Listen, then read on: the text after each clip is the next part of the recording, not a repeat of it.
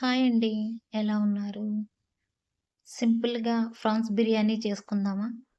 రొయ్యల్ని బాగా కడుక్కొని, పసుపు అండ్ ఉప్పు, కొన్ని వాటర్ వేసేసి, ఒకసారి ఒక మరుగు మరిగిన తర్వాత స్టవ్ ఆన్ చేసుకొని, మట్టి దాకా పెట్టుకొని, అందులో కొంచెం నెయ్యి, కొంచెం ఆయిల్ 2 వేసుకోండి. అందులో మసాలాలన్నీ వేసేయండి.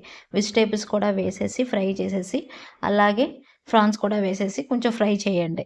మొత్తం అయిపోయిన తర్వాత అందులోనే అల్లం వెల్లుల్లి పేస్ట్ కూడా వేసేసుకోండి. ఇప్పుడు అందులోనే బిర్యానీ ఆకు, చెక్క, పువ్వు, మొగ్గ కూడా వేసేసుకోండి.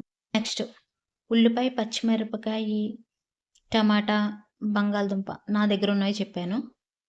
ఇంకా వెజిటబుల్స్ ఉంటే అవి కూడా కట్ చేసుకొని అందులో వేసుకోండి.